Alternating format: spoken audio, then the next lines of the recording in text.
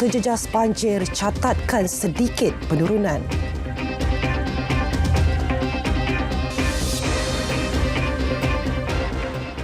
Assalamualaikum, salam Malaysia Madani. Anda bersama saya Suhil Muhammad Nur dalam Berita Tengah Malam. Baik, seorang pengasuh warga Indonesia mengaku tidak bersalah atas tuduhan abaikan bayi perempuan Kasih Aulia sehingga membawa kepada kematian Oktober lalu. Pendakwaan dikemukakan mengikut Seksyen 31(1)(a) Akta Kanak-Kanak 2001.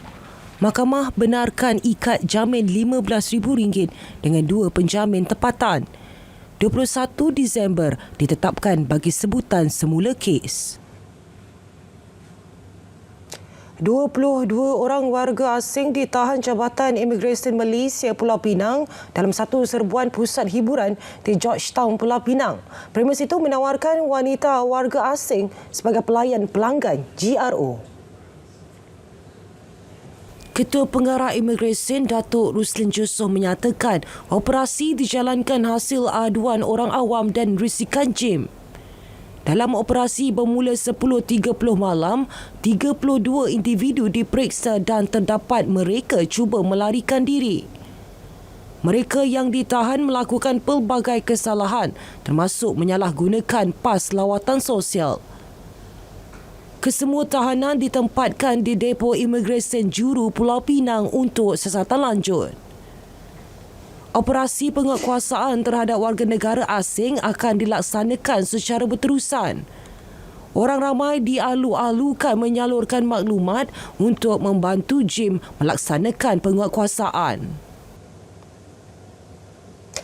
4 pemungut hutang didakwa di Mahkamah Magistrate Kluang atas pertuduhan mengaibkan dan mendatangkan kemarahan terhadap bapa peminjam dengan tujuan memecahkan keamanan awam. Kesemua tertuduh mengaku tidak bersalah selepas pertuduhan dibacakan di hadapan Magistrate Mustaqim Soekarno. Keempat-empat tertuduh K. Sri Murugan 28 tahun, Nu Yutung 27 tahun, S. Chandran 41 tahun dan Muhammad Amir Yusof Suyitno 29 tahun didakwa mengikut Seksyen Kurungan 504 Kanun Keseksaan. Perbuatan dilakukan di hadapan sebuah rumah di Taman Gunung Lambak 23 Oktober lepas. Kes dikendalikan Timbalan Pendakwa Raya Nofara Fazilun Izilin Ahmad. Mahkamah menetapkan jaminan RM5,000 bagi setiap tertuduh dengan seorang penjamin dan dikenakan syarat tambahan lain. Kes disebut semula 2 Januari depan. Pihak polis berjaya menumpaskan operasi calling center yang menjalankan sindiket tawaran kerja sambilan tidak wujud di sebuah banglo mewah di Air Keruh, Melaka. 17 individu termasuk penyelia pusat panggilan yang merupakan warga tempatan berusia 35 tahun berjaya ditahan. Pihak polis juga turut menjalankan rampasan terhadap barang-barang seperti berikut. 18 set desktop komputer, 60 unit telefon bimbit, 2 buah kenderaan, serangkai kunci dan 2 unit pasport antarabangsa. Pemeriksaan yang dijalankan ke atas desktop komputer oleh pakar analisa media sosial mendapati terdapat skrip dan perbualan yang digunakan oleh ahli sindiket ini untuk berbual dengan mangsa melalui aplikasi Telegram serta WhatsApp. Polis Melaka menerima 198 kes melibatkan penipuan tawaran pekerjaan tidak wujud melibatkan nilai kerugian RM3.98 juta dalam tempoh 1 Januari hingga semalam. Susulan 6 deretan rumah terbakar di Sungai Petani pagi tadi. 20 mangsa ditempatkan di Pusat Pemindahan Sementara PPS Dewan Orang Ramai Taman Seri Impian. Penduduk tidak sempat menyelamatkan harta benda dan kini berlindung di Pusat Pemindahan Sementara PPS Dewan Orang Ramai Taman Seri Impian. Makcik bangun tengah malam 2.30 nak bangkit malam sajalah bangun nak pergi tandas lah. Lepas tu ada budak-budak 3 orang mai panggil. Api. Dia kata makcik, dia kata mak keluar. Lepas tu makcik tu tengok, api dah menjalan dah. Lari keluar. Bergerak anak-anak. Menantu, cucu apa semua. Suami panggil bangun keluar kata rumah dah. Asap dah penuh dah satu dalam rumah. Saya tengah duduk tidur. Lepas tu dengar bunyi.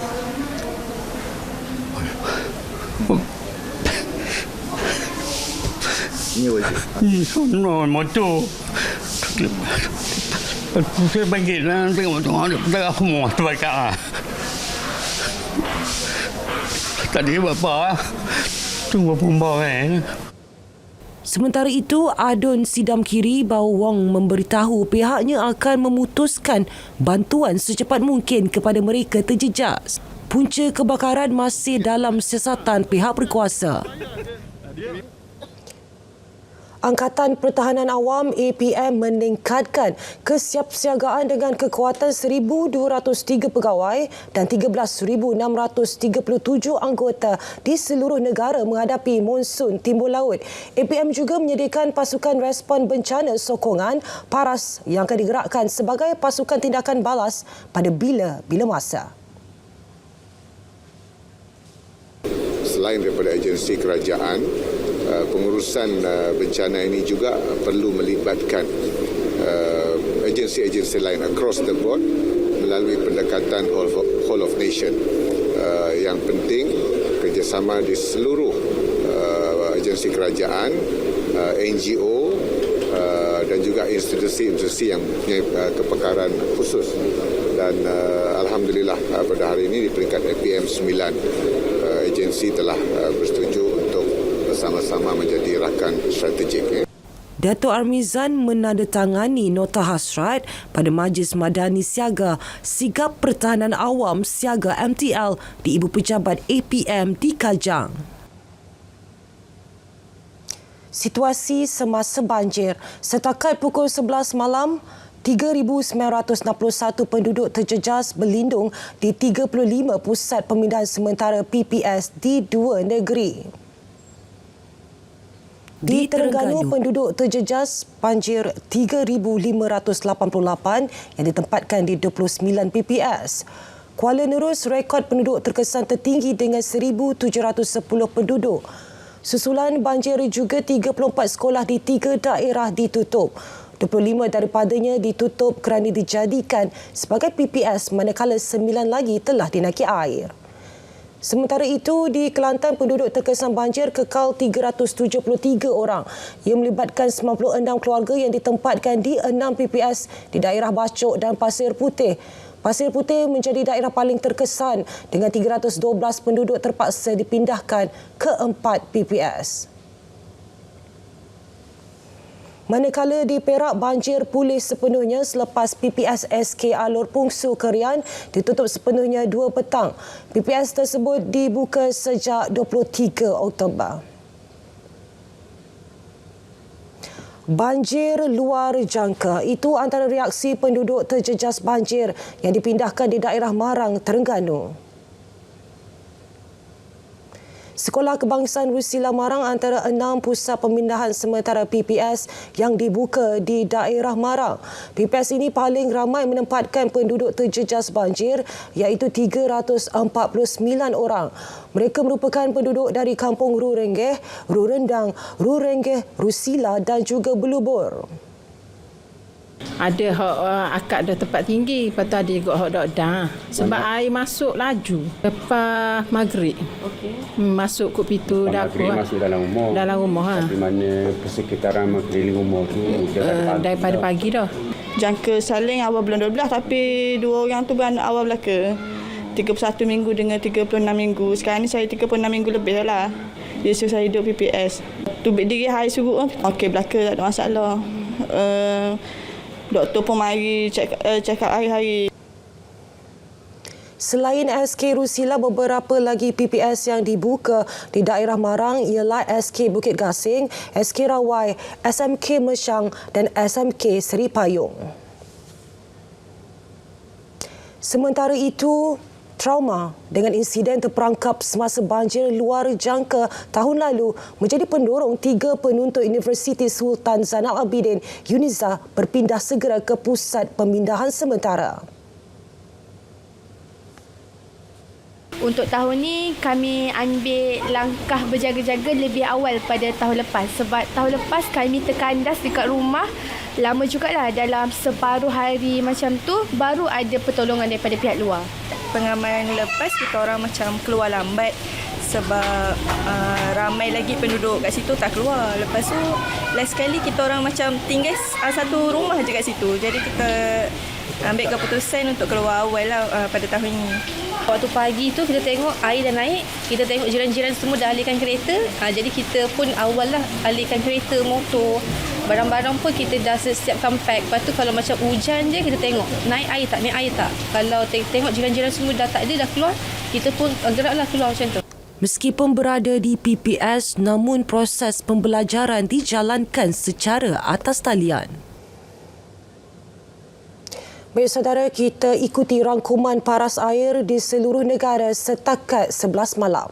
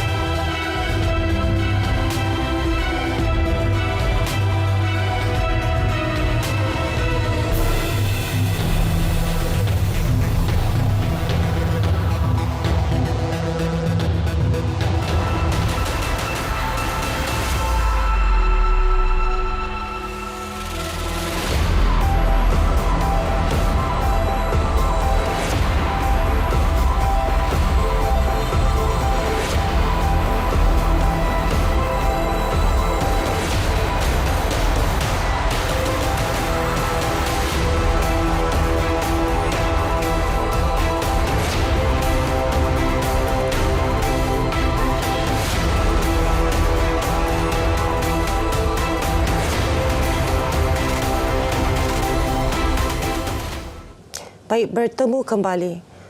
Pemilihan sebagai Yang di-Pertuan Agong ke-17 bukanlah satu kenaikan pangkat, tetapi tambahan tanggungjawab yang memerlukan pengorbanan masa dan tenaga. Sultan Johor Sultan Ibrahim Sultan Iskandar bertitah keutamaan baginda sebagai ketua negara akan datang bukan untuk menjaga kepentingan politik 222 wakil rakyat. Sebaliknya, 33 juta rakyat Malaysia yang menjadi kepentingan baginda. Baginda turut bertitah tindakan pemimpin politik yang sanggup berbalah, caci-mencaci, menabur fitnah dan memecah perpaduan rakyat demi mengejar kuasa dan kedudukan untuk kepentingan diri sendiri menjadi punca negara dijangkiti virus perpecahan. Justru baginda menyeru semua pemimpin agar bertolak ansur dan menghormati antara satu sama lain untuk meningkatkan kemakmuran serta kesejahteraan hidup rakyat. Titah Sultan Ibrahim pada Majlis Istiadat sambutan ulang tahun keputeraan baginda ke-65 di Dewan Singgasana Istana Besar itu dikongsi menerusi laman Facebook baginda.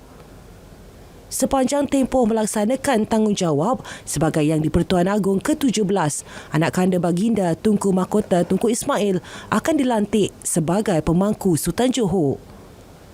Justru baginda mengamanahkan kerajaan negeri untuk memberi tunjuk ajar kepada Tunku Ismail. Pendekatan tersebut seiring cara baginda dibimbing sebagai pemangku sultan ketika almarhum Sultan Iskandar Sultan Ismail dilantik menjadi Yang di-Pertuan Agong pada 1984. Cadangan KWSP untuk memperluas liputan perlindungan sosial kepada populasi umur bekerja rakyat yang mencapai usia 18 tahun bermula tahun depan dipersetujui kerajaan. Ia akan diperhalusi dan seterusnya dibawa ke mesyuarat Jemaah Menteri untuk kelulusan. Keputusan dibuat pada mesyuarat Majlis Perlindungan Sosial Malaysia MySPC kali ke-6. dipengerusikan Perdana Menteri Datuk Seri Anwar Ibrahim. Melalui MySPC, kerajaan menyasarkan jaringan keselamatan sosial negara dapat diperkukuh dan diperluaskan. Ia juga perlu segera diterjemah kepada pelan tindakan agar dapat dinikmati oleh rakyat. Pada mesyuarat itu juga, kerajaan turut membincangkan mengenai liputan perlindungan sosial lebih inklusif dan komprehensif, terutama kumpulan rentan dan golongan yang berada dalam sektor tidak formal. Kenderaan elektrik dan hybrid disasar sumbang 20% daripada jualan kenderaan baharu menjelang 2030. Jumlah itu dijangka meningkat kepada 50% pada 2040 dan 80% menjelang 2050. Menteri Pelaburan Perdagangan dan Industri Tengku Datuk Seri Zafrul Tengku Abdul Aziz berkata jawatan kuasa pemandu EV kebangsaan NEVSC yang dipengerusikannya bertanggungjawab menyusun strategi dan melaksanakan pembangunan EV secara holistik. So in getting the fundamentals right for our next generation vehicle, especially the ecosystem, we are diligently building the necessary infrastructure to achieve our target. Our target EV and hybrid accounts about 20% of new car sales by 2030, 50% by 2040 and 80% by 2050.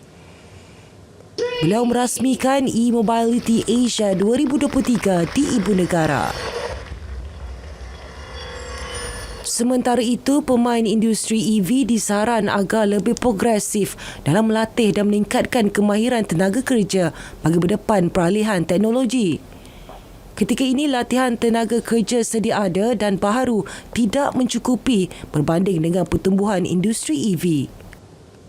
Daripada segi training memang kita tak cukup lah. Kita kena perlu be more progressive and also making the right move to reskill some of the players that we have today. Keperluan laksana konsep kedutaan data iaitu pusat pemprosesan data yang diusahakan syarikat dari negara tertentu di negara ini sedang diteliti. Menteri Komunikasi dan Digital Fahmi Fadzil menyatakan kajian menyeluruh perlu dilaksana mengambil kira kedaulatan undang-undang negara dan keselamatan data. Kita akan mulakan sedikit kajian kerana ada beberapa pihak yang memberi pandangan tentang konsep data sovereignty ataupun mungkin boleh kita sebut sebagai kedaulatan data. Apatah lagi bila Malaysia menjadi pusat kepada pusat pemprosesan data. Kita belum lagi buat apa-apa keputusan, cuma saya sebutkan dalam konteks perbincangan pada hari ini, ini antara perkara yang telah dibangkitkan kepada Yang Berhormat Perdana Menteri dan kita akan kaji dengan menyeluruh. Kedutaan data antara yang dibangkitkan dalam perbincangan Perdana Menteri bersama beberapa syarikat gergasi teknologi baru-baru ini. Langkawi bakal menerima pelancong daripada 120 destinasi melalui hub penerbangan Dubai Fly Dubai pada tahun hadapan. 3 juta pelancong disasarkan ke pulau legenda itu dengan penambahan 190 penerbangan Fly Dubai. Penerbangan Fly Dubai yang beroperasi di lapangan terbang antarabangsa Dubai dijangka memulakan penerbangan sulung ke Langkawi mulai 10 Februari 2024. Pembukaan laluan itu akan memberi manfaat ekonomi kepada penduduk Langkawi dengan kedatangan pelancong daripada benua Asia Barat, Eropah dan Afrika. Penerbangan ini dijadualkan 7 kali seminggu dan kita percaya ini adalah berita baik kepada pelancong, berita baik juga kepada penduduk Langkawi, kepada industri player, kepada keseluruhan masyarakat Langkawi yang terlibat dengan industri pelancongan dan juga kepada Malaysia. Dengan adanya penerbangan ini, kita percaya banyak manfaat akan diterima oleh penduduk Langkawi.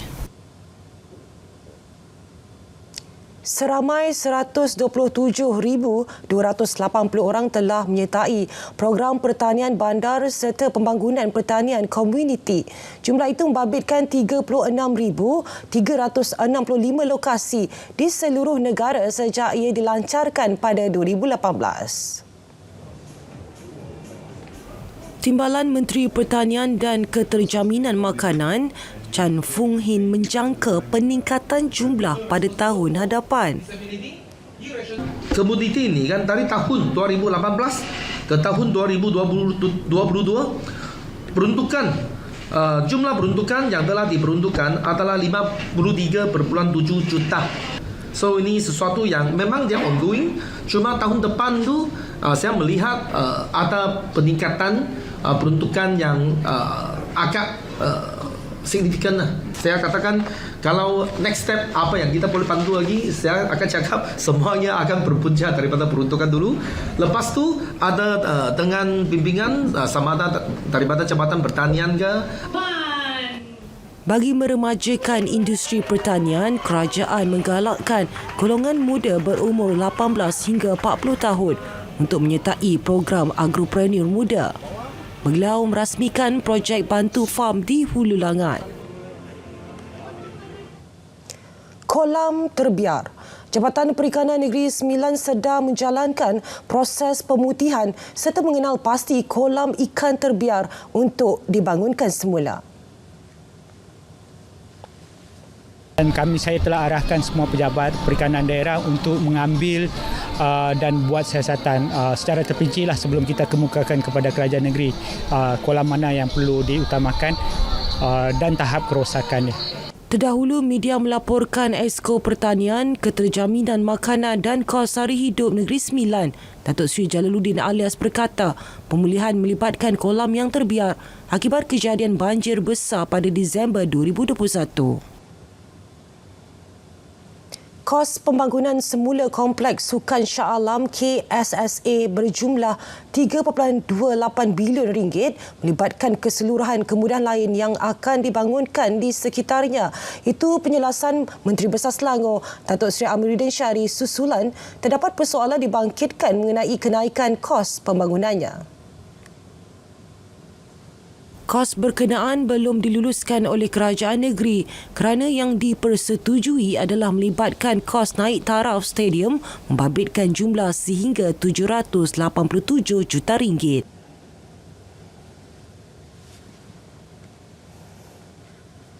Saya nak maklumkan 3.28 bilion ini adalah kos keseluruhan kompleks.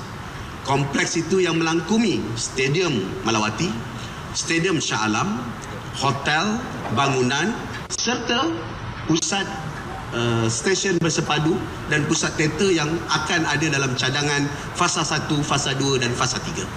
Jadi 3.28 bilion ini merupakan kos keseluruhan yang belum kita agree, yang basically kita agree setakat ini yang betul-betul ialah proses perobohan dan kita sedang menilai sampai di pertengahan untuk proses pembinaan stadium kerana hasrat kita adalah menggantikan stadium.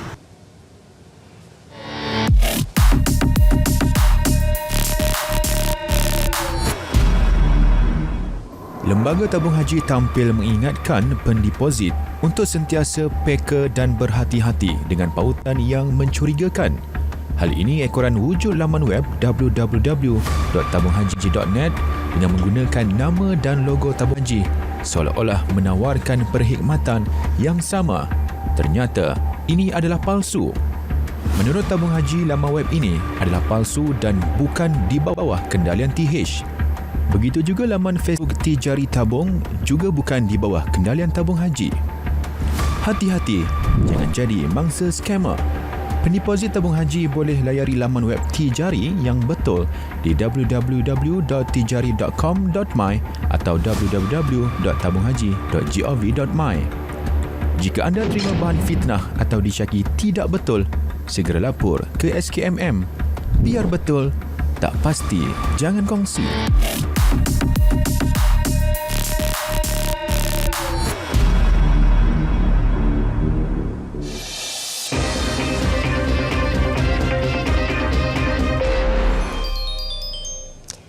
Kelayakan Piala Dunia 2026 Piala Asia 2027. Jurulatih Harimau Melaya Kim Panggon percaya Malaysia berhak untuk menang apabila mengatasi Taiwan 1-0 dalam perlawanan kedua kumpulan D semalam. Jelas beliau pasukan Blue Wings itu berjaya memberikan saingan yang sukar, tetapi pemain Harimau Melaya lebih berazam untuk memenangi perlawanan tersebut. I think our players deserve to win tonight. I think they deserve to win tonight. Now, congratulations to our players as well, and also Malaysia public. Should be Malaysia public. Everybody should be proud of all our Harimau Malaya players. Ketika ini Malaysia menghuni tangga teratas kumpulan D dengan 6 mata, manakala Taiwan tercorot tanpa sebarang mata. Selepas ini, Harimau Melaya dijadual bertemu Oman di tempat lawan pada 21 Mac tahun depan.